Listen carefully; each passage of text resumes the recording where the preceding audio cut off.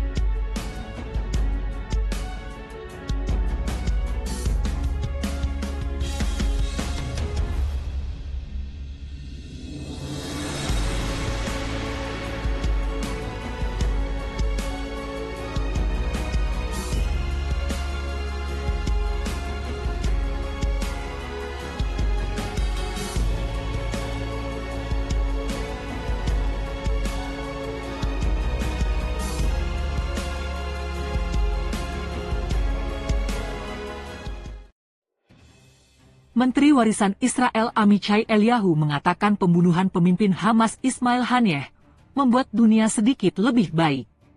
Tidak ada ampun bagi orang-orang fana ini, tulis Eliyahu dalam posting di X. Tangan besi yang akan menyerang mereka adalah tangan yang akan membawa kedamaian dan sedikit kenyamanan serta memperkuat kemampuan kita untuk hidup damai dengan mereka yang menginginkan perdamaian, ujar dia. Sementara itu, Sami Al-Aryan, Direktur Pusat Islam dan Urusan Global di Universitas Istanbul Zaim, telah menggambarkan Israel sebagai anjing gila yang tidak terkendali. Dia menyebut Israel sebagai negara teroris nakal setelah pembunuhan Haniyeh di ibu kota Iran, Teheran. Ini bukan perilaku negara beradab yang diakui di seluruh dunia. Kita berbicara tentang dampak yang sangat signifikan yang akan ditimbulkan pembunuhan ini, ujar Al-Aryan kepada Al Jazeera. Dia menekankan, ini adalah eskalasi yang sangat besar, apa yang terjadi kemarin di Lebanon, apa yang terjadi hari ini di Teheran. Ini adalah eskalasi oleh Israel, dan itu akan memiliki konsekuensi yang signifikan. Al-Aryan menyerukan AS untuk menguasai negara pelanggar hukum ini sebelum keadaan benar-benar menjadi tidak terkendali. Rami Khouri, peneliti senior non-residen di Arab Center Washington DC dan peneliti terkemuka di Universitas Amerika Beirut, berbicara kepada Al Jazeera tentang pembunuhan Haniyeh. Salah satu tujuan Israel di Gaza adalah untuk menghancurkan Hamas sebagai sebuah gerakan, ungkap Khouri mengatakan kepada Al Jazeera, tetapi karena ini terbukti sangat sulit, mereka malah berkata, baiklah, kita perlu membunuh semua pemimpinnya. Pembunuhan Haniyeh di Iran mungkin merupakan bagian dari proses itu, papar dia. Khouri mencatat pembunuhan terhadap para pemimpin kelompok seperti Hamas dan Hizbullah telah lama menjadi strategi Israel, tetapi dia mengatakan hal itu tidak terbukti berhasil, karena pembunuhan-pembunuhan sebelumnya menyebabkan meningkatnya dukungan publik terhadap gerakan-gerakan tersebut.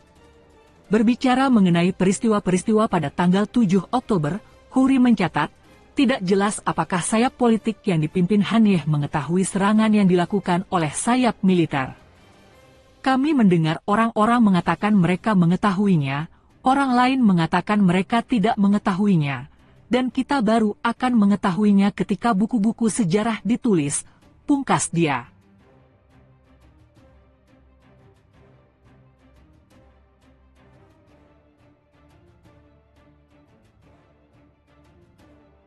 Kelompok Houthi memasuki babak baru dalam perangnya melawan Israel. Kelompok itu kemudian mengatakan jika negara-negara Arab dan Muslim akan bersatu membantu melancarkan upaya mereka untuk menyerang Israel.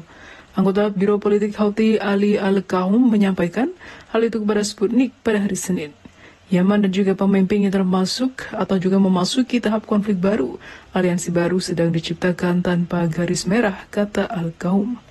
Houthi selama ini mengklaim sebagai representasi pemerintah sah Yaman, meski komunitas internasional masih mengakui pemerintah Presiden Abed Rabbo Mansur Hadi sebagai otoritas sah Yaman.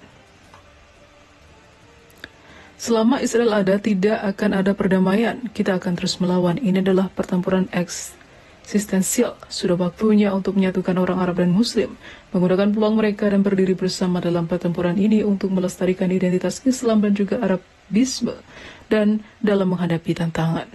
Bahaya dan juga proyek setan besar yang diwakili oleh Amerika dan Israel harus dihancurkan. Sebutan setan besar itu merupakan julukan hinaan yang berasal dari revolusi Islam 1979 di Iran dan biasanya merujuk pada Amerika Serikat. Retorika Al-Kahum menandakan peningkatan tajam dalam polisi milisi Houthi. Kelompok ini telah melakukan blokade Laut Merah dan juga serangan rudal terhadap Israel sejak Oktober lalu, yang bermaksud membela Palestina dengan tujuan menghentikan perang brutal Zionis di Gaza. Seperti diketahui pada Maret lalu, Al-Kahum mengatakan bahwa Houthi bekerja sama dengan negara-negara yang sedang bangkit di dunia untuk menenggelamkan Amerika dan Barat dalam lumpur di sekitar Laut Merah,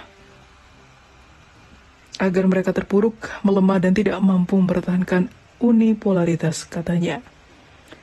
Ketegangan antara Houthi dan Israel meningkat drastis setelah seminggu terakhir, setelah milisi tersebut menerbangkan pesawat tempur nirawak jarak jauh ke Tel Aviv dan menghancurkan wilayah di sekitar wilayah Zionis. Lalu Israel membalas dengan meluncurkan serangan jet tempur siluman F-35I dengan menargetkan kota pelabuhan Hodeidah, Yaman. Serangan itu saling bertempuran dan menewaskan beberapa orang. Kelompok Houthi hingga saat ini telah bersumpah untuk terus menanggapi eskalasi tersebut.